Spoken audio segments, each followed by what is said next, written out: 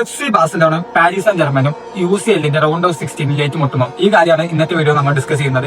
അപ്പോൾ നിങ്ങൾക്ക് ഫുട്ബോൾ ഇഷ്ടമാണെങ്കിൽ തീർച്ചയായും നമ്മുടെ പേജ് ഫോളോ ചെയ്യുക, യൂട്യൂബിലാണെങ്കിൽ സബ്സ്ക്രൈബ് ചെയ്യാം. അപ്പോൾ ബാഴ്സലോണക്ക് പോസിബിൾ റൈവൽസ് ആയിട്ടുള്ളത് PSG, ന്യൂകാസിൽ, അതുപോലെ തന്നെ മൊണോക്കോ, കോറാബക്കറിയുടെ ഒരു അസർബൈജാൻ ക്ലബ്ബാണ്. അപ്പൊ ഇതിൽ PSG, മൊണോക്കോ എന്ന കളിയിൽ PSG തന്നെയായിരിക്കും വിജയിക്കാൻ സാധ്യത. അതുപോലെ തന്നെ ന്യൂകാസിൽ, കോറാബക്കോ കളിയിൽ ന്യൂകാസിൽ തന്നെ കാര്യം.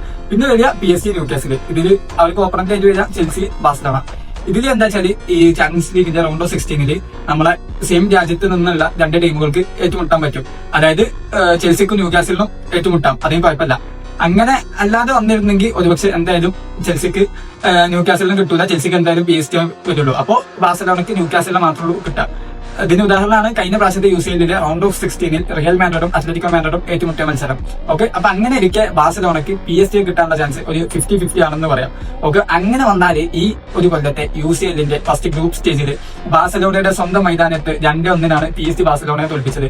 അന്ന് ബാഴ്സലോണയിൽ റാഫീന തുടങ്ങിയ കുറച്ച് പ്ലേയേഴ്സ് ഇഞ്ചുറി ആയിരുന്നു. പക്ഷേ PSG-യിൽ ആ സമയത്ത് ഡെംബലെ, ഡുവെ, കവാറ, അതുപോലെ തന്നെ വിറ്റീന, മാർക്കിനോസ് തുടങ്ങിയ പ്ലേയേഴ്സ് ഒന്നും ഉണ്ടായിട്ടില്ല.